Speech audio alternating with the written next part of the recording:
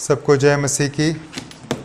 प्रभु का धन्यवाद। प्रभु ने हमें और एक दिन दिया, अवसर दिया प्रभु के पवित्र सानिध्य में बैठकर वचन सीखने के लिए। आइए हम परमेश्वर की ओर अपने ध्यान को केंद्रित करें और इस भावना से बैठें कि प्रभु हमसे बातें कीजिए, मैं आपका वचन सुनना चाहता हूँ। आज हम पढ़ेंगे रोमियो की पत्री अध्याय नंबर 6 और 8 से 14 तक के आयतों को आज हम पढ़ेंगे और उसमें से कुछ आयतों पर हम अपने ध्यान को लेकर जाएंगे। रोमियो की पत्री अध्याय नंबर 6, 8 से लेकर 14 इस प्रकार से लिखा है। इसलिए यदि हम मसीह के साथ मर गए तो हमारा विश्वास यह है कि उसके साथ जिएंगे भी, क्योंकि यह जानते हैं कि मसीह मरे हुओं में से जी उठकर फिर मरने का नहीं, उस पर फिर मृत्यु की प्रभुता नहीं होने की। क्योंकि वह जो मर गया तो पाप के लिए एक ही बार मर गया, परंतु जो जीवित है तो परमेश्वर के लिए जीवित है। ऐसे ही तुम भी अपने आप को पाप के लिए तो मरा, परंतु परमेश्वर के लिए मसीह यीशु में जीवित समझो।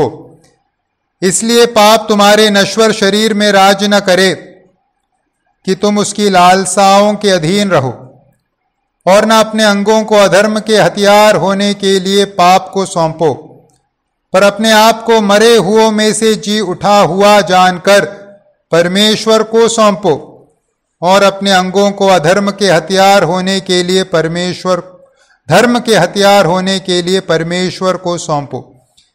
तब तुम पर पाप की प्रभुता न होगी, क्योंकि तुम व्यवस्था के अधीन नहीं वरन अनुग्रह के अधीन हो। परमेश्वर इन वचनों के द्वारा हम सबसे बातें करें। हमारे प्रभु का नाम महिमित हो। एक सवाल जो मसीही जीवन में अक्सर पूछा जाता है वो है, पापों के ऊपर हम जय कैसे प्राप्त करें।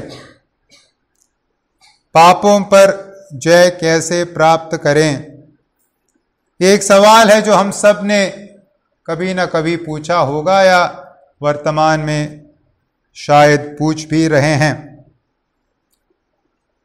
यह सवाल केवल हम लोगों तक सीमित नहीं है। जब हम वचन पढ़ते हैं, किसी भी जमाने में रहे परमेश्वर के लोगों ने कभी न कभी पाप के साथ अपने उस संघर्ष के चलते इस सवाल को पूछा है या इस आशय को व्यक्त किया है। उदाहरण के लिए भजन संहिता में भजन 19 के 12 और 13 में भजनकार कहता है, अपनी भूल चूक को कौन समझ सकता है, मेरे गुप्त पापों से मुझे पवित्र कर, तू अपने दास को ठिठाई के पापों से भी बचाए रख, वे मुझ पर प्रभुता न कर पाएं। पाप के साथ अपने संघर्ष के कारण भजनकार इस बात को वहां लिखता है।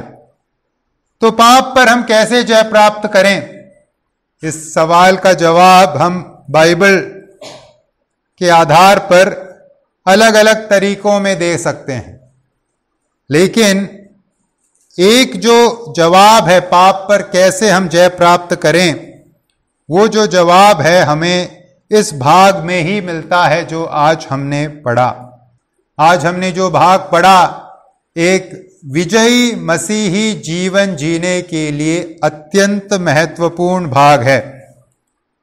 इसलिए अगर आप वर्तमान में अपने जीवन में पाप के साथ संघर्ष कर रहे हो और पाप को हरा नहीं पा रहे या पराजित हो रहे हो और इस सवाल को पूछ रहे हो कि मैं कैसे बदलूं, कैसे पाप पर जय प्राप्त करूं, कृपया इस भाग पर गौर फरमाइए, गंभीरता के साथ इन वचनों पर मनन कीजिए, क्योंकि इस वचन में परमेश्वर के दास पौलुस का वही विषय है, एक विजयी मसीही जीवन के लिए क्या क्या आवश्यकताएं हैं।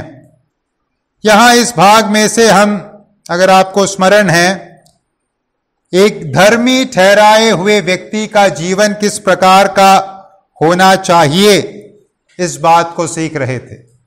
गए सप्ताह हमने 3 से लेकर 7 तक के आयतों पर मनन किया और वहां हमने देखा एक धर्मी ठहराए हुए व्यक्ति का जीवन पाप के लिए मरा हुआ जीवन, और पाप के लिए मरा हुआ जीवन क्यों है एक धर्मी ठहराए हुए व्यक्ति का जीवन, इसका कारण इन आयतों में 3 आयत से लेकर 14वें आयत तक प्रेरित पौलुस हमें दे रहे हैं। क्या है कारण कि हम पाप के लिए अब मरे हुए हैं? क्या है कारण कि अब पाप का हमारे ऊपर किसी प्रकार का क्लेम नहीं या किसी प्रकार का अधिकार नहीं? क्या है कि हम पाप करने के लिए अब बाध्य नहीं, जब हम धार्मिकता विश्वास के द्वारा अर्जित कर चुके हैं? क्या है कारण कि हम पाप के उस आधिपत्य से बाहर हैं, पाप के अधिकार क्षेत्र से बाहर हैं? इस कारण के विषय में पौलुस इन आयतों में हमारे सामने बातों को रख रहे हैं। गए सप्ताह हमने 3 से 7 तक के आयतों में से देखा कैसे पौलुस जल संस्कार के उदाहरण का इस्तेमाल करके इस प्रश्न का उत्तर दे रहे थे। क्यों एक विश्वास करने वाला व्यक्ति, यीशु मसीह पर विश्वास करने वाला व्यक्ति पापों के लिए मरा हुआ है? कारण क्या है? उसका उत्तर जल संस्कार के उस उदाहरण या उपमा को लेकर हमने गए सप्ताह में सीखा। हमने सीखा किस प्रकार से जल संस्कार एक आत्मिक वास्तविकता को दर्शाने का कार्य करता है। कौन सी आत्मिक वास्तविकता? कि हमारा मिलन, हमारा मिलाप विश्वास के द्वारा प्रभु यीशु मसीह के साथ हो गया है। प्रभु यीशु मसीह के साथ हमारा मिलाप हो गया है, और उस मिलाप में क्या क्या शामिल है, कौन कौन से पहलू शामिल हैं?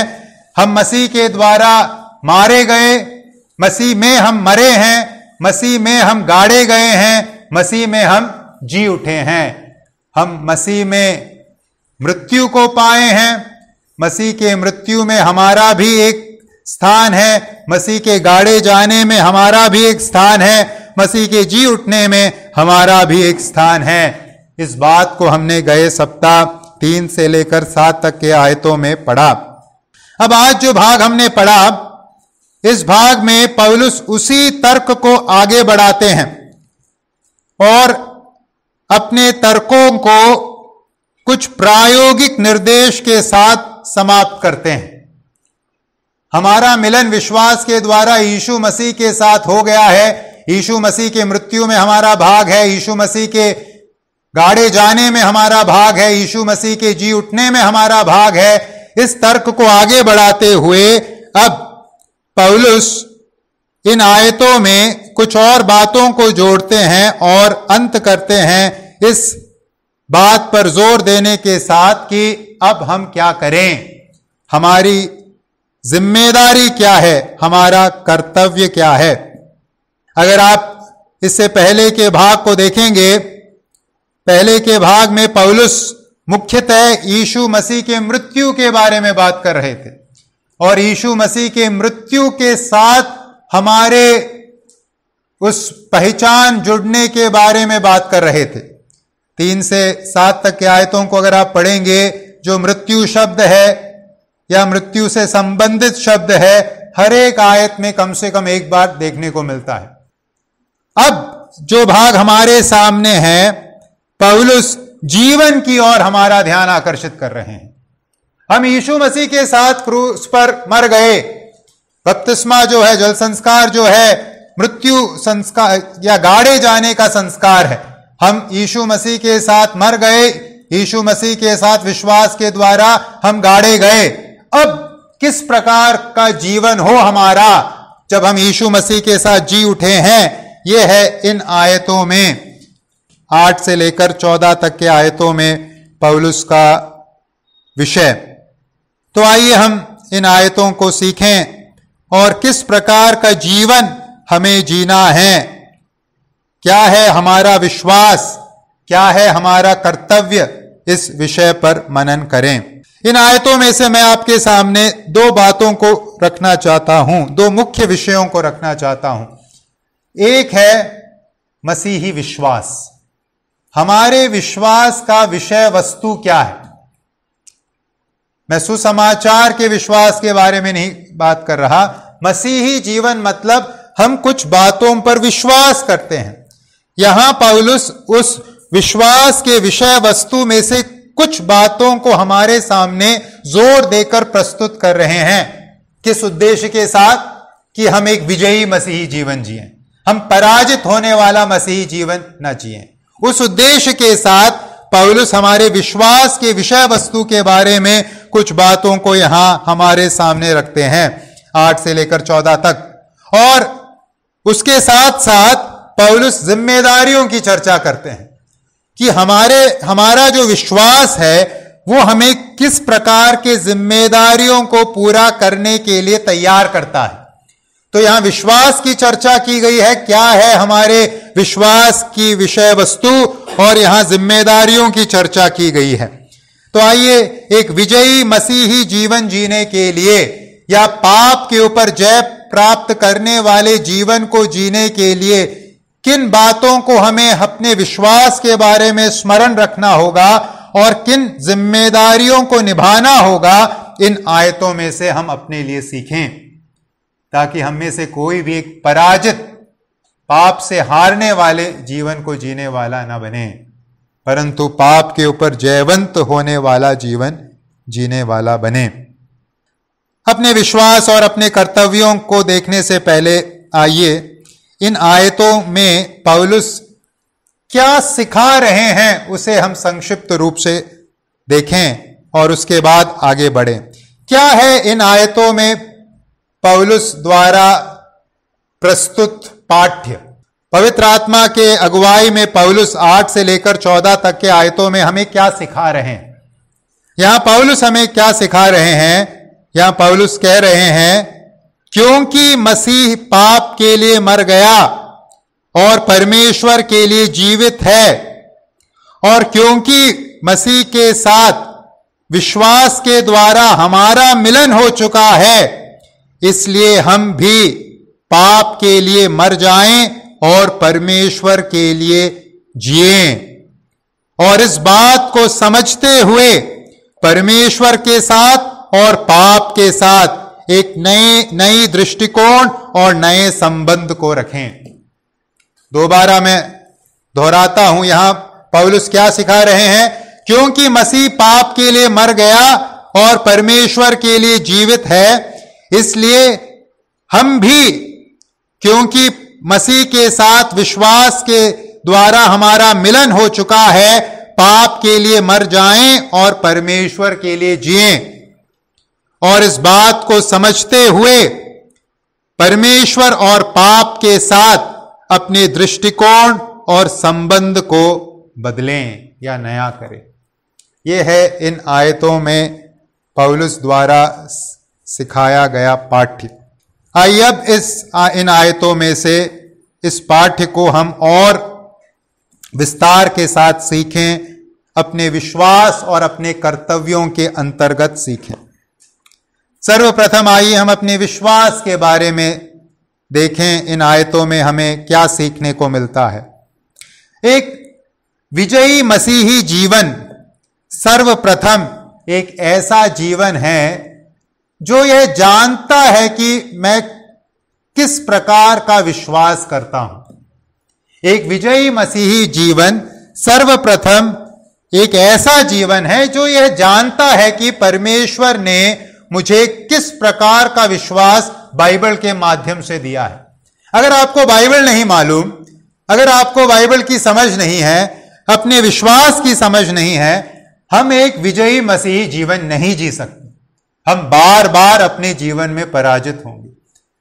तो हम बाइबल सीखने को इतना अधिक महत्व क्यों देते हैं, या बाइबल में बाइबल सीखने को इतना अधिक महत्व क्यों दिया गया है?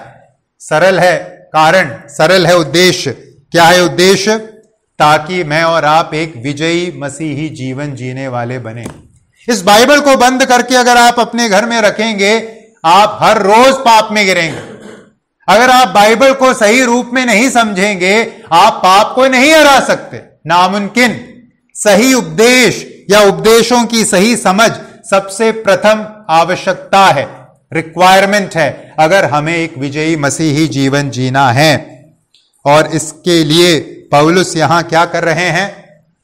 एक धर्मी ठहराया हुआ व्यक्ति किस प्रकार का जीवन जिए, जब पौलुस सिखा रहे हैं, वो हमारे विश्वास के विषय वस्तु से संबंधित कुछ बातों को हमारे सामने रखते हैं, ताकि हम अपने मसीही जीवन में पराजित अवस्था में न पाए जाएं, विजयी अवस्था में पाए जाएं। तो क्या है कुछ विश्वास संबंधित बातें, उपदेश संबंधित बातें जो यहां पौलुस हमारे सामने प्रस्तुत कर रहे हैं? कम से कम 3 बातों को हम यहां अपने विश्वास के संबंध में देखते हैं।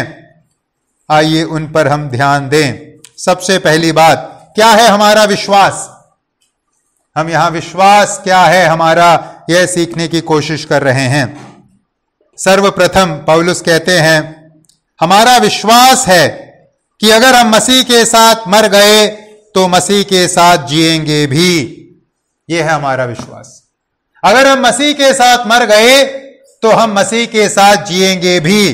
पद 8 पौलुस लिखते हैं, इसलिए यदि हम मसीह के साथ मर गए तो हमारा विश्वास यह है कि उसके साथ जिएंगे भी। यह है हमारा विश्वास। यह हमारे विश्वास की विषय वस्तु, यीशु मसीह के साथ हम जिएंगे। जैसे हमने कुछ देर पहले कहा, इससे पहले के आयतों में 3 से लेकर 7 तक के आयतों में पौलुस मृत्यु के बारे में बात कर रहे थे, जोर देकर कि हम यीशु मसीह के साथ मर गए हैं। जब विश्वास के साथ यीशु के संग हमारा मिलन हो गया, हमारी पहचान यीशु की मृत्यु के साथ जुड़ गई। हम मर गए यीशु के साथ। हमारा पुराना जीवन यीशु के साथ क्रूस पर चढ़ाया जा चुका है। इस बात को 3 से 7 तक के आयतों में पौलुस ने जोर देकर प्रस्तुत किया। जब यीशु क्रूस पर मरा, हम भी विश्वास के साथ यीशु से मिलन होने के चलते क्रूस पर यीशु के साथ मर गए। अब इससे आगे पौलुस अपने आर्ग्यूमेंट को, चर्चा को बढ़ाते हुए कहते हैं, आगे हमारा क्या है विश्वास? हम केवल मसीह के साथ मर ही नहीं गए, हमारा विश्वास है कि उसके साथ हम जिएंगे भी, उसके साथ हम जिएंगे भी। अब सवाल यह है कि यहां पौलुस भविष्य काल का इस्तेमाल कर रहे हैं। बाइबल अगर आपको ध्यानपूर्वक सीखना है, अपने व्याकरण को जरूर ब्रश अप कीजिएगा। बिना व्याकरण को समझे बाइबल नहीं सीख सकते। यहां पौलुस कहते हैं हम मसीह के साथ जिएंगे भी। तो इससे क्या तात्पर्य? हम मसीह के साथ जिएंगे भी। क्या यह जीवन आगे अब शुरू होने वाला जीवन है, या जब हमने विश्वास किया तो यीशु के साथ मर गए और जीवन शुरू भी हो गया, या फिर आगे भविष्य में हमारा जीवन शुरू होगा? क्या है यहां पौलुस का जोर? क्यों भविष्य काल का इस्तेमाल यहां पौलुस कर रहे हैं? पौलुस यहां भविष्य काल का इस्तेमाल हमारे मसीह के साथ जी उठने के निश्चितता को दर्शाने के लिए कर रहे हैं। यहां जब वचन में लिखा है तो हमारा विश्वास यह है कि उसके साथ जिएंगे भी, यह केवल भविष्य की ओर इशारा करने के लिए पौलुस भविष्य काल का इस्तेमाल नहीं कर रहे। यह सही है, भविष्य में जब यीशु मसीह वापस आएंगे हम महिमा में शरीर पाएंगे, हम शारीरिक रूप से जी उठेंगे। लेकिन यहां पौलुस किस मिलन के बारे में बात कर रहे हैं? किस मिलाप के बारे में बात कर रहे हैं? जब हमने यीशु मसीह पर विश्वास किया, हम आत्मिक रूप से यीशु के साथ हमारा मिलन हो गया। यीशु मसीह के शरीर में, देह रूपी कलीसिया में हम जुड़ गए, यीशु के साथ हमारा मेल हो गया। तो यहां जो जी उठने की बात पौलुस कर रहे हैं वो एक भविष्य मात्र के विषय में नहीं, वर्तमान के निश्चितता के बारे में भी पौलुस बात कर रहे हैं। हम जिन्होंने यीशु मसीह पर विश्वास किया है और यीशु मसीह के मृत्यु के साथ हमारी पहचान विश्वास के द्वारा जुड़ चुकी है, निश्चित तौर पर, निश्चित तौर पर यीशु मसीह के साथ उस विश्वास के चलते हम क्या हो चुके हैं? नए जीवन में जी उठे हैं। हम सब ने नए जीवन की शुरुआत कर ली है। यहीं और अभी मसीह के पुनरुत्थान जीवन में हमारी भागीदारी की निश्चितता की ओर पौलुस हमारे इशारे को लेकर जा रहे हैं, हमारा ध्यान लेकर जा रहे हैं। यीशु मसीह मृतकों में से जी उठा और हमारे विश्वास के द्वारा यीशु से जो मिलन हुआ है, उस मिलन के चलते हम भी यीशु के उस पुनरुत्थान के जीवन में क्या हुए हैं? भागीदार हुए हैं। तो हमारा वर्तमान का जीवन किस प्रकार का जीवन है? भागीदारी का जीवन है। किसके साथ भागीदारी? किस जीवन के साथ भागीदारी? यीशु मसीह के पुनरुत्थान के जीवन के साथ हमारी भागीदारी है। इस वक्त, अभी, यहां, इस जीवन में।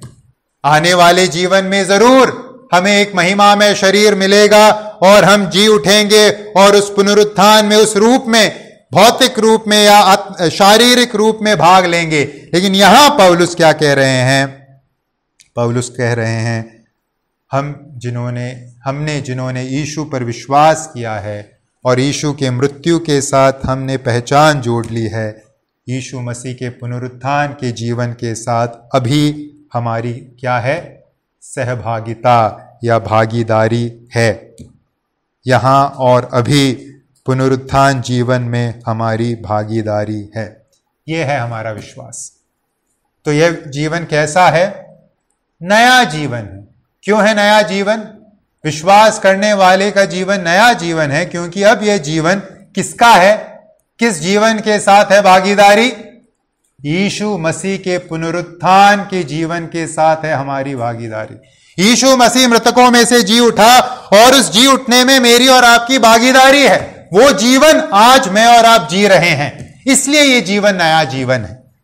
अब सवाल उठता है, यीशु मसीह के पुनरुत्थान जीवन में हमारी अगर भागीदारी है, तो यह जो जीवन अभी हम जी रहे हैं गुणात्मक रीति से किस प्रकार का होना चाहिए? किस प्रकार का दिखना चाहिए हमारा वर्तमान का जीवन? अगर यह यीशु मसीह के पुनरुत्थान जीवन में भागीदारी का जीवन है, तो क्या होनी चाहिए इस जीवन की विशेषता? यह जीवन भी उसी प्रकार का दिखना चाहिए जैसे यीशु मसीह का जीवन है या यीशु मसीह का जीवन था। यीशु मसीह के जीवन में दिखने वाले गुण मेरे और आपके जीवन में भी दिखने चाहिए, क्योंकि विश्वास के द्वारा यीशु के साथ हमारा मिलन हुआ है और हम उस पुनरुत्थान के जीवन को वर्तमान में जी रहे हैं, भागीदारी के जीवन को वर्तमान में जी रहे हैं। तो हमारे जीवन से किस प्रकार के गुण दिखे? कैसा दिखना चाहिए यह जीवन?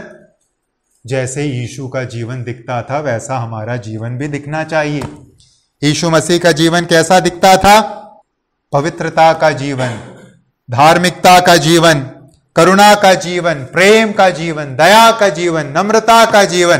पवित्र आत्मा के जितने भी फल थे यीशु मसीह के जीवन में, हम उसे सिद्धता में पवित्र आत्मा के फल के सभी पहलुओं को पाते हैं। तो मेरे और आपके जीवन में क्या दिखना चाहिए लोगों को? वही जो यीशु के जीवन में दिखता है, प्रेम, आनंद, दया, नम्रता, पवित्रता, करुणा। इस प्रकार का जीवन है पुनरुत्थान का जीवन, जहां हम सहभागी हुए हैं। यीशु मसीह के पुनरुत्थान का जीवन जहां हम सहभागी हुए। तो भाइयों और बहनों, जिस व्यक्ति को इस बात का एहसास है कि मैं यीशु मसीह के पुनरुत्थान जीवन में सहभागी हूं, उसका जीवन, वो किस प्रकार का जीवन जिएगा? क्या इस बात की जानकारी रखते हुए वह पापों में जीवन बिता सकता है? क्या वह पापों में बना रह सकता है? इस बात का अगर उसे समझ है कि मैं यीशु मसीह के पुनरुत्थान के जीवन में सहभागी हूं और उस जीवन को वर्तमान में मैं यहां जी रहा हूं, तो क्या वह व्यक्ति, इस समझ को रखने वाला व्यक्ति, पाप में बरकरार रह सकता है? बिल्कुल नहीं, नामुमकिन। जो इस बात को समझता है कि मैं यीशु मसीह के पुनरुत्थान के जीवन में सहभागी हूं और उस जीवन को अभी जी रहा हूं, वो पापों में निरंतरता में कायम नहीं रह सकता।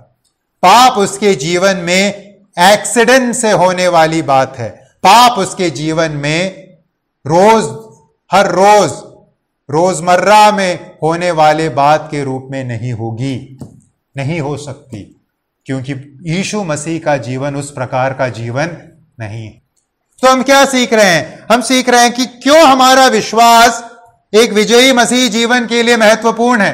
क्योंकि हमारा विश्वास हमें यह सिखाता है कि अगर हम यीशु मसीह के साथ मर गए तो यीशु मसीह के साथ जिएंगे भी, और जी रहे हैं। उस पुनरुत्थान के जीवन को जी रहे हैं जिसमें हमारी सहभागिता किस जीवन के साथ है? स्वयं यीशु मसीह के जीवन के साथ है। यह अब हमारा जीवन नहीं है। इसीलिए पौलुस ने कहा, मैं क्रूस पर, ये मैं यीशु के साथ क्रूस पर चढ़ाया गया हूं, अब मैं जीवित नहीं रहा, अब ये मेरा जीवन नहीं है, मैं जीवित हूं लेकिन ये यीशु का जीवन है। मैं उस पुनरुत्थान के जीवन में सहभागी हूं। अब यीशु जी रहे हैं और यीशु जैसे थे वैसा अब यह जीवन भी दिखना चाहिए, अनिवार्य तौर पे। कोई एक्सक्यूज नहीं, कोई भी हम अपने आप को ऐसा जीवन न जीने के लिए कारण के रूप में नहीं दे सकते, नहीं बता सकते। तो आइए हम अपने आप से पूछें, कैसा दिखता है हमारा जीवन? क्या यीशु मसीह के पुनरुत्थान के जीवन में हमारी सहभागिता है, यह हमारे जीवन के द्वारा दिखता है, या अभी भी वही पुराना जीवन है?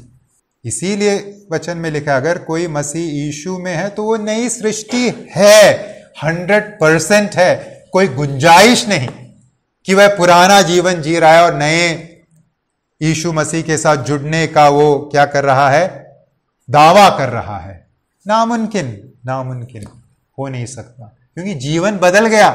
पहले मेरा जीवन था, अब यीशु का जीवन है। यीशु के पुनरुत्थान के जीवन में मेरी अब सहभागिता है। तो आइए हम अपने जीवन के, अपने विश्वास के इस पहलू या इस विषय वस्तु को समझें और अपने हृदय में उतारें। क्या है हमारा विश्वास? हमारा विश्वास ये नहीं कि यीशु मसीह क्रूस पर मेरे पापों के लिए मर गए, अब मैं मरूंगा, अब मैं नरक नहीं जाऊंगा, बस बच गया। ये नहीं है मात्र हमारा विश्वास, ये है, लेकिन विश्वास में और भी बातें हैं। जैसे अगर हम यीशु के साथ मर गए तो यीशु के साथ जिएंगे और जी रहे हैं, यीशु का जीवन जी रहे हैं। तो सवाल है, क्या जी रहे हैं जीवन यीशु का, या अपना ही जीवन जी रहे हैं? दूसरी बात हमारे विश्वास के विषय वस्तु के बारे में जो इन आयतों में हम देखते हैं वो है 9वें पद में। दूसरा जो विश्वास संबंधित विषय वस्तु पौलुस हमारे सम्मुख प्रस्तुत करते हैं वो है, अपने पुनरुत्थान में यीशु मसीह ने मृत्यु को सदा के लिए हरा दिया। अपने पुनरुत्थान में यीशु मसीह ने मृत्यु को सदा के लिए पराजित कर दिया। यह है हमारे विश्वास का विषय वस्तु। हम क्या विश्वास करते हैं? यीशु मसीह ने अपने पुनरुत्थान के द्वारा मृत्यु को सदा के लिए पराजित कर दिया। यीशु मसीह के पुनरुत्थान के प्रकृति को, स्वभाव को, विशेषता को 9वें आयत में प्रेरित पौलुस प्रस्तुत करते हैं, ताकि हम किस प्रकार का जीवन जिए? विजयी मसीही जीवन जिए, पाप पर हावी होने वाला जीवन जिए, पाप में गिरने वाला जीवन न जिए। 9वें आयत में पौलुस क्या कहते हैं? क्योंकि ये जानते हैं कि मसीह मरे हुओं में से जी उठकर फिर मरने का नहीं, उस पर फिर मृत्यु की प्रभुता नहीं होने की। मसीह मरे हुओं में से जी उठकर फिर मरने का नहीं। अपने पुनरुत्थान में यीशु मसीह ने मृत्यु को क्या कर दिया? सदा के लिए पराजित कर दिया। जब हम नए नियम को पढ़ते हैं, कई ऐसे घटनाओं को पढ़ते हैं जहां लोग मृतकों में से जी उठे। अगर आप सुसमाचारों को पढ़ेंगे, हमारे पास कई ऐसे उदाहरण हैं जहां लोग मृतकों में से जी उठे। जायरस की बेटी, यायर की बेटी मृतकों में से जी उठी, यीशु मसीह ने जिलाया। नाइन में जो विधवा स्त्री थी, उसका इकलौता बेटे को यीशु मसीह ने मृतकों में से जिलाया। बेथनिया का लाजर को प्रभु यीशु मसीह ने मृतकों में से जिलाया। फिर यीशु मसीह जब क्रूस पर मरे, हम क्या पढ़ते हैं? कई लोग मृतकों में से जी उठे। मत्ती रचित सुसमाचार अध्याय 27 का 52। और फिर जब हम प्रेरितों के काम में आते हैं, वहां दोरकस नाम की एक स्त्री है जो मृतकों में से जिलाई गई। तो नए नियम में कई लोग हैं जो मरे हुओं में से जी उठे। लेकिन सवाल है, क्या यीशु मसीह का पुनरुत्थान और इन लोगों का पुनरुत्थान जिनके विषय में वचन में हम पढ़ते हैं एक जैसा था, या यीशु मसीह का पुनरुत्थान अलग था? हमारा विश्वास हमसे क्या कहता है? हमारा विश्वास हमसे कहता है यीशु मसीह का पुनरुत्थान कैसे था, किस प्रकार का था? अलग था, इन सब के पुनरुत्थान से अलग था। क्या था अलगाव? किस बात में, किस विषय को लेकर था प्रभु यीशु का पुनरुत्थान अलग? ये सब लोग जिनके बारे में हमने बात की, चाहे यायर की बेटी हो, चाहे नाइन में विधवा का बेटा हो, या लाजर हो, या दोरकस हो, ये सब मृतकों में से जी उठे फिर से मरने के लिए। ये सब मृतकों में से जी उठे फिर से मरने के लिए। लेकिन जहां तक यीशु मसीह का सवाल है, यीशु मसीह मृतकों में से जी उठे, क्या थी विशेषता? अब फिर कभी नहीं मरने के लिए। अब मृत्यु का उनके ऊपर क्या नहीं है? किसी प्रकार की प्रभुता नहीं है। प्रकाशित वाक्य 1:18 में प्रभु क्या कहते हैं? इसी विशेषता को प्रभु बयान करते हैं। प्रभु के पुनरुत्थान की विशेषता प्रकाशित वाक्य 1:18, मैं मर गया था और अब देख मैं युगान युग जीवता हूं, और मृत्यु और अधोलोक की कुंजियां मेरे ही पास है। मैं मर गया था और अब मैं जी उठा हूं, फिर कभी मरने के लिए नहीं। अब मैं क्या हूं? युगान युग जीवता हूं। स्वयं परमेश्वर यीशु मसीह इस बात को कहते हैं। प्रभु यीशु मसीह का पुनरुत्थान एक विशेष पुनरुत्थान था, क्योंकि पुनरुत्थान के द्वारा प्रभु यीशु मसीह ने जीवन के एक नए स्तर में प्रवेश किया, और उस नए स्तर में से अब वापस लौटना क्या है? नामुमकिन, कभी ना होने वाली बात। प्रभु यीशु मसीह ने मृत्यु को पराजित करके, मृत्यु के उस क्रूर शासन से अपने आप को छुड़ाकर हमेशा के लिए मृत्यु के प्रभुत्व के परे चले जाने का काम किया। अब मृत्यु की प्रभुता यीशु मसीह के ऊपर नहीं। अब प्रश्न है, यह जो हमारा विश्वास है कि यीशु मसीह के पुनरुत्थान के द्वारा यीशु मसीह ने मृत्यु को सदा के लिए पराजित कर दिया, ये हमें वर्तमान में एक विजयी मसीही जीवन जीने के लिए कैसे सहायता प्रदान करे? यीशु मसीह मृतकों में से सदा के लिए जी उठा, पुनरुत्थान परमानेंट है। ये जो सच्चाई है, विश्वास का विषय वस्तु है, वर्तमान में एक विजयी मसीही जीवन जीने के लिए मेरी और आपकी सहायता कैसे करे? उत्तर है, यह जो प्रभु यीशु मसीह के पुनरुत्थान की विशेषता है, यह पुनरुत्थान की विशेषता केवल यीशु मसीह के पुनरुत्थान तक सीमित नहीं, मेरे और आपके पुनरुत्थान में भी यही विशेषता पाई जाएगी। जब प्रभु यीशु मसीह दोबारा इस संसार में अपने महिमा में वापस आएंगे, मैं और आप भी इसी पुनरुत्थान में भागीदारी लेंगे। 1 कुरिन्थियों 15:23 पौलुस यीशु मसीह के इस पुनरुत्थान को, जिसके अंतर्गत उन्होंने मृत्यु को सदा के लिए परास्त कर दिया, किस नाम से पुकारते हैं? पहला फल के नाम से पुकारते हैं। 1 कुरिन्थियों 15:23 वहां लिखा है, परंतु हरेक अपनी अपनी बारी से पहला फल मसीह, फिर मसीह के आने पर उसके लोग। यीशु मसीह के पुनरुत्थान के बारे में बात करते समय या पुनरुत्थान के विषय में बात करते समय पौलुस कहते हैं, यीशु मसीह का पुनरुत्थान क्या था? पहला फल था। और उस पुनरुत्थान में कौन कौन भाग लेगा? फिर मसीह के आने पर उसके लोग, मतलब हम सब उस पुनरुत्थान में भाग लेंगे जहां अब मृत्यु की प्रभुता हम पर नहीं। मृत्यु का शासन सदा सर्वदा के लिए क्या हो गया? समाप्त हो गया। तो हमारे लिए इसका क्या अर्थ है?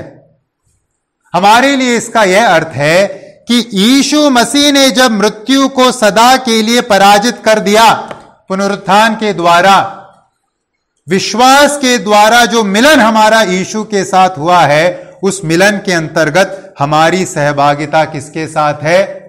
उस मृत्यु के ऊपर यीशु मसीह के विजय के साथ भी हमारी एक सहभागिता है, हमारा एक भाग है। तो इसका क्या अर्थ है? इसका अर्थ है मृत्यु अब हमारे ऊपर प्रभुता नहीं रखता। इसका यह अर्थ है कि मृत्यु अब हमें किसी प्रकार से नुकसान नहीं पहुंचा सकती। पहले मृत्यु के पास क्या था? हमें सदा के लिए नुकसान पहुंचाने का अधिकार था। यीशु मसीह पर विश्वास करके यीशु मसीह से मिलन होने से पहले अगर मृत्यु के बस में हम गिर जाते तो कहां जाते? सदा के लिए मृत्यु की अवस्था में, अनंत काल के पीड़ा की अवस्था में चले जाते। परंतु आज जब यीशु मसीह के साथ विश्वास के द्वारा हमारा मेल हो चुका है, मृत्यु का अब उस प्रकार का खौफ हमारे ऊपर या खौफ हमारे अंदर नहीं है। अब मृत्यु आने से भी क्या करेगा? क्या करेगा? जैसे प्रभु के दास पौलुस ने कहा फिलिपियों में, मेरे लिए जीना मसीह और मरना लाभ है। अब मृत्यु मेरे लिए लाभदायक है, क्योंकि मृत्यु अब मुझे नरक में नहीं धकेल सकती। मृत्यु मुझे कहां ले जाएगी? मेरे मसीहा के पास, मेरे प्रभु के पास ही ले जाएगी। इसलिए अब मृत्यु का खौफ मेरे अंदर नहीं है, मृत्यु का डर मेरे अंदर नहीं है। भाई और बहनों, आइए हम भी इस बात को अपने जीवन में समझें, क्योंकि यीशु मसीह का पुनरुत्थान मृत्यु को सदा के लिए पराजित करने वाला पुनरुत्थान था। उस पुनरुत्थान में भागीदारी विश्वास के द्वारा हमारी हो चुकी है। इसलिए अब हमें किससे डरने की जरूरत नहीं? मृत्यु से डरने की जरूरत नहीं। इस संसार के लोगों में क्या पाई जाती है? चाहे धनवान हो, चाहे दरिद्र हो, चाहे गांव का हो, शहर का हो, पढ़ा लिखा हो, अनपढ़ हो, चाहे निरीश्वरवादी हो या आस्तिक हो, हर कोई डरा हुआ है। किसके बारे में डरता है? मृत्यु से डरता है। ऐसा कोई नहीं है जो मृत्यु से डरता न हो। लेकिन यीशु मसीह ने पुनरुत्थान के द्वारा मृत्यु को सदा के लिए पराजित करने के द्वारा क्या किया है? हमें उस मृत्यु के भय से आजाद करने का काम किया है। यीशु मसीह के पुनरुत्थान की यह विशेषता हमें पौलुस के साथ मिलकर यह प्रश्न पूछने के लिए प्रोत्साहित करती है, जिस प्रश्न को पौलुस ने पहला कुरिन्थियों 15वें अध्याय के 55 से 57 तक के आयतों में पूछा। पौलुस ने क्या कहा उन आयतों में? पहला कुरिन्थियों 15 का 55 से 57, हे मृत्यु तेरी जय कहां रही? हे मृत्यु तेरा डंक कहां रहा? मृत्यु का डंक पाप है और पाप का बल व्यवस्था है, परंतु परमेश्वर का धन्यवाद हो जो हमारे प्रभु यीशु मसीह के द्वारा हमें जयवंत करता है। क्या मैं और आप पौलुस के साथ मिलकर ऐसा आज कह सकते हैं कि अभी भी मृत्यु का भय हमारे अंदर समाया हुआ है? क्या हम कह सकते हैं, हे मृत्यु तेरी जय कहां रही? जरा सोचिए उन दासों के बारे में, प्रभु के उन अनगिनत दासों के बारे में जिन्होंने इतिहास में प्रभु के लिए अपना प्राण दे दिया। सोचिए पौलुस के बारे में, पतरस के बारे में। पौलुस का सर अलग कर दिया गया उसके शरीर से, उसके विश्वास के चलते। पतरस को उल्टा क्रूस पर टांगा गया उसके विश्वास के द्वारा। स्तिफनुस को पथराव करके मार डाला गया उसके विश्वास के कारण। क्यों ये लोग बिना खौफ के, बिना डर के मृत्यु का सामना कर पाए?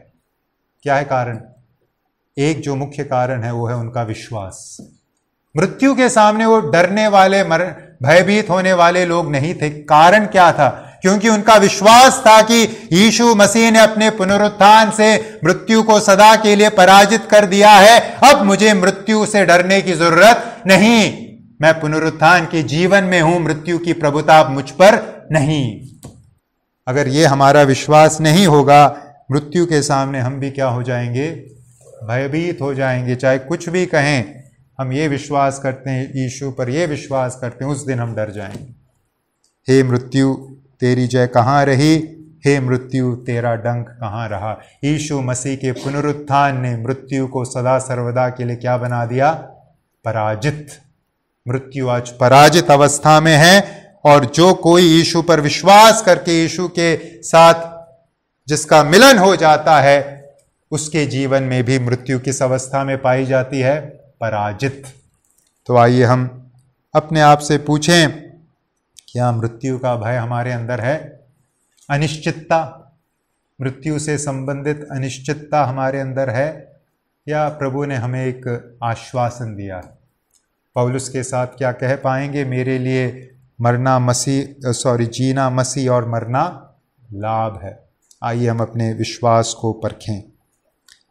तीसरी और अंतिम बात हमारे विश्वास के विषय वस्तु के बारे में इन आयतों में से, अब तक हमने क्या सीखा, हम क्या विश्वास करते हैं?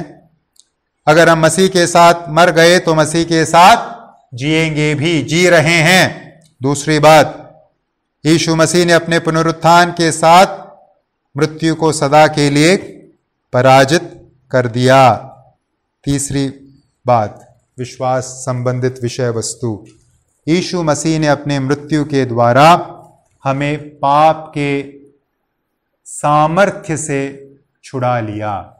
यीशु मसीह ने अपने मृत्यु के द्वारा हमें पाप के सामर्थ्य से जुदा कर दिया। यह है हमारा विश्वास। 10वें आयत में प्रेरित पौलुस यीशु मसीह के मृत्यु के विशेषता के बारे में लिख रहे हैं। अगर 9वें आयत में जी उठने के विशेषता के बारे में कह रहे थे, तो 10वें आयत में पौलुस यीशु मसीह के मृत्यु के विशेषता के बारे में लिख रहे हैं। क्या लिख रहे हैं 10 में? क्योंकि वह जो मर गया तो पाप के लिए एक ही बार मर गया, परंतु जो जीवित है तो परमेश्वर के लिए जीवित है। जिस प्रकार से यीशु मसीह के पुनरुत्थान की विशेषता की समझ हमें विजयी मसीह जीवन जीने के लिए प्रेरणा देती है, सहायता देती है, उसी प्रकार से यीशु मसीह के मृत्यु की सही समझ हमें विजयी मसीह जीवन जीने के लिए सहायता करेगी। यहां 10वें आयत में पौलुस कहते हैं, क्योंकि वह जो मर गया तो पाप के लिए मर गया। यीशु मसीह के मृत्यु के बारे में पौलुस क्या कहते हैं? यीशु मसीह पाप के लिए मर गया। यहां हमें एक बात समझने की जरूरत है। पौलुस जब कहते हैं यीशु मसीह पाप के लिए मर गया, इससे क्या तात्पर्य है, इसका अर्थ क्या हुआ? इसे समझने की जरूरत इसलिए है क्योंकि पाप के लिए मर गया, ये जो प्रयोग है पौलुस हम विश्वासियों के लिए भी कर रहे हैं। उदाहरण के लिए दूसरे आयत में क्या लिखा है? कदापि नहीं, हम जब पाप के लिए मर गए तो फिर आगे को उसमें कैसे जीवन बिताएं। तो मसीही जीवन के लिए, मसीहियों के लिए भी यीशु मसीह कह रहे हैं, पौलुस कहता है कि हम पाप के लिए मर गए, और यीशु मसीह के लिए भी वही कथन का इस्तेमाल किया गया है कि हम यीशु मसीह पाप के लिए एक बार मर गया। अब ये जो भाषा है इतनी मिलती जुलती है कि हमें शायद लगे कि यीशु मसीह जिस प्रकार से पाप के लिए मर गए, हम भी उसी प्रकार से पाप के लिए मरते हैं, लेकिन ऐसा नहीं है। यीशु मसीह जिस प्रकार से पाप के लिए मरे और हम जिस प्रकार से पाप के लिए मरते हैं, दोनों में जमीन आसमान का फर्क है। क्या है फर्क? सबसे पहला फर्क है कैसे यीशु मसीह पाप के लिए मरा और कैसे हम पाप के लिए मरते हैं। हम पाप के लिए कैसे मरते हैं? हम पाप के लिए मरते हैं उस विश्वास के द्वारा जिसके माध्यम से यीशु मसीह के साथ हमारा मिलन हो जाता है। विश्वास के द्वारा हम पाप के लिए मर जाते हैं। लेकिन यीशु मसीह पाप के लिए कैसे मरे? जब वो कलवरी के क्रूस पर अपने लहू को बहाए, तब वह पाप के लिए मरे। तो कैसे पाप के लिए एक विश्वासी मरता है और कैसे यीशु पाप के लिए मरे, उसमें फर्क है। और दूसरा, इससे बढ़कर जो मुख्य फर्क है वो है उद्देश्य। पाप के लिए जब एक मसीही व्यक्ति मरता है, इसका क्या मतलब है या उद्देश्य क्या है? व्यवहारिक उद्देश्य क्या है? व्यवहारिक उद्देश्य है पाप के लिए हम मर गए, मतलब हमने जैसे सीखा था पाप के अधिकार क्षेत्र से हम क्या हो गए? अलग। अब पाप का हमारे ऊपर कोई दबदबा नहीं, पाप अब हमसे कोई मांग नहीं कर सकता, क्योंकि पाप के प्रभुत्व से हमें अब आजाद कर दिया गया है, अलग कर दिया गया है। यह है अर्थ जब एक विश्वासी के लिए पाप के लिए मर गया है का प्रयोग किया गया है। लेकिन यीशु मसीह के लिए पाप के लिए यीशु मसीह एक बार मर गए का मतलब क्या है? यह नहीं है कि यीशु मसीह पाप के प्रभुता से बाहर निकल गए, क्योंकि पाप का यीशु के ऊपर कभी भी कोई भी प्रभुता नहीं है। यीशु मसीह पाप के अधिकार क्षेत्र में कभी थे ही नहीं कि उस क्षेत्र से बाहर निकलने की जरूरत पड़े, दूर जाने की जरूरत पड़े। फिर क्या है अर्थ जब पौलुस कहते हैं कि वह जो मर गया तो पाप के लिए मर गया? यीशु मसीह पाप के लिए मर गए, इसका क्या है अर्थ?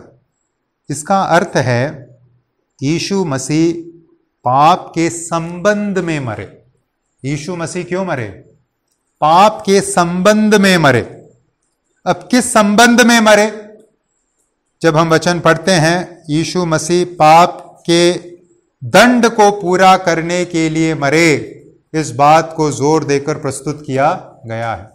और इससे पहले 3 अध्याय के 21वें पद से 5वें अध्याय के आखिरी पद तक धार्मिकता कैसे अर्जित करे या परमेश्वर के सामने कैसे हम स्वीकार योग्य बने, इसे समझाने के लिए यही बात बार बार पौलुस ने कही कि यीशु मसीह हमारे पापों के लिए मरा, हमारे पापों के दंड को पूरा करने के लिए मरा। तो इससे पहले के अध्यायों में यीशु मसीह पापों का दंड पूरा करने के लिए मरे, इस बात को पौलुस ने जोर देकर प्रस्तुत किया है। लेकिन यहां जब हम संदर्भ सीखते हैं, पौलुस का विषय क्या है? पौलुस का विषय ये नहीं है कि हम धर्मी कैसे बने, फिर पौलुस का विषय क्या है? धर्मी व्यक्ति किस प्रकार का जीवन जिए। उस विषय के संदर्भ में अगर सोचें तो पौलुस जब कहते हैं कि यीशु मसीह जब मर गया, पाप के लिए एक ही बार मर गया, इसका क्या है अर्थ? इसका अर्थ यह है कि यीशु मसीह अपने मृत्यु के द्वारा पाप के उस शक्ति को, पाप के उस सामर्थ्य को जो हमारे ऊपर था पाप का, उसे मिटाते हुए, उसे नष्ट करते हुए मरे। यीशु मसीह ने अपने मृत्यु के द्वारा क्या नष्ट किया? केवल पाप के दंड को ही नहीं पूरा किया, पाप के सामर्थ्य को जो हमारे जीवन में कार्य कर रहा था, उस सामर्थ्य को सदा के लिए नष्ट करने का काम किया यीशु मसीह ने अपने मृत्यु के द्वारा।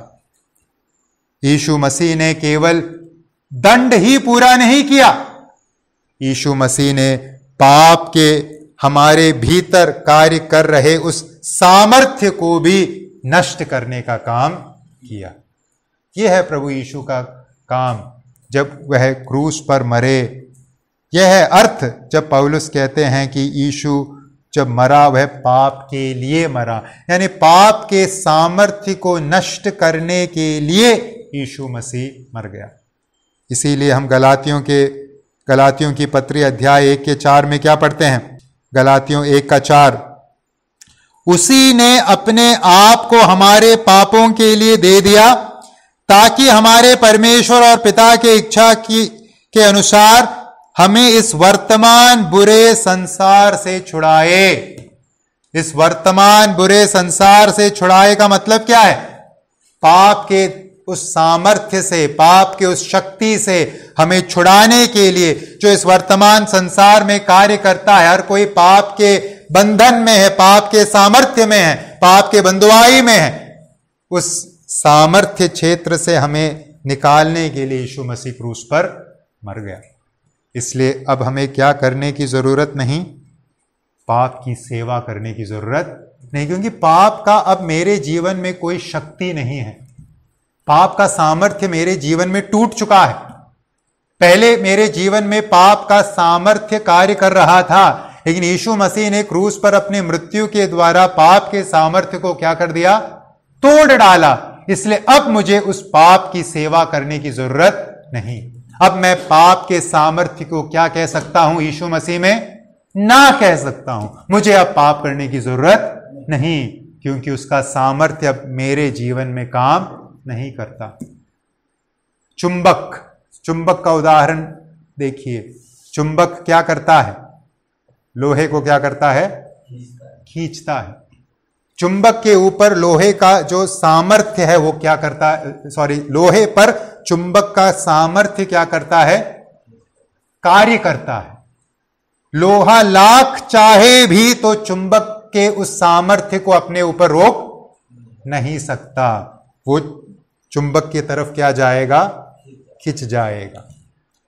लेकिन अगर चुंबक का स्वभाव बदल गया हो, लोहे का स्वभाव बदल गया, अब वो लोहा न रहा हो, प्लास्टिक बन गया हो, अब चुंबक का सामर्थ्य, चुंबक का जो आकर्षक शक्ति है वो उस वस्तु पर कार्य करेगा? अब नहीं कर सकता। अब वह वस्तु लोहे के चुंबक के उस आकर्षण शक्ति से क्या हो गई है? बाहर हो गई, आजाद हो गई। अब उसका सामर्थ्य, चुंबक का सामर्थ्य उस वस्तु पर अब नहीं चलेगा, क्योंकि वस्तु की प्रकृति में क्या आ गया है? बदलाव आ गया है। यह है मसीही जीवन। पहले हम पाप को ना नहीं कह सकते थे, नामुमकिन। इस संसार में कोई व्यक्ति पाप को ना नहीं कर सकता। लोग पूछते हैं पाप किए बिना कैसे जिएंगे? एकदम सही पूछते हैं। पाप किए बिना आप नहीं जी सकते, क्योंकि आप पाप के अधिकार क्षेत्र में हो। आप पाप को ना कैसे कह सकते हो? आप उसके नौकर हो, आपको बात माननी होगी, आपको गाली देना होगा, आपको सिगरेट पीना होगा, दारू लेनी होगी, गाली देना होगा, झगड़ा करना होगा, क्योंकि आप उसके अधिकार क्षेत्र में हो। लेकिन जब एक मसीही व्यक्ति, यीशु पर विश्वास करके एक व्यक्ति मसीही बन जाता है, उसके प्रकृति में क्या आ जाता है? बदलाव। यीशु मसीह अपने मरने के द्वारा, क्रूसित होने के द्वारा उस व्यक्ति को पाप के उस अधिकार से क्या कर देते हैं? छुड़ा लेते हैं। पाप के अधिकार को उसके जीवन में तोड़ देते हैं। अब आपको मुझे पाप करने की कोई जरूरत नहीं। फिर हम पाप करते कब हैं? जब हम अपनी मूर्खता में स्वयं उस चुंबक के पास चले जाते हैं और अपने आप गले पाप को लगा लेते हैं। इसलिए कौन है दोषी? जो पाप हम करते हैं। कौन है दोषी? स्वयं, और कोई नहीं है। इसलिए मेरा और आपका पाप बहुत गंभीर है, क्योंकि हम स्वयं पाप करते हैं। दूसरे इसलिए पाप करते हैं क्योंकि वो पाप के सेवक हैं। हम इसलिए पाप करते हैं क्योंकि हम स्वयं जानबूझकर ऐसा कर रहे हैं। इसलिए एक मसीही व्यक्ति द्वारा किया गया पाप और गैर मसीही द्वारा किया गया पाप दोनों एक समान नहीं है। हम ज्यादा जिम्मेदार हैं। वो मजबूरी में कर रहे हैं, हम जानबूझकर कर रहे हैं। किसी ने इस प्रकार से एक कहानी सुनाई है। मसीही जीवन में इस पहलू को समझाने के लिए उसने मसीही व्यक्ति को एक काम करने वाले सेवक के रूप में दर्शाया है, और शैतान और प्रभु यीशु को दो मालिक के रूप में दर्शाया है, जिसके दो खेत थे।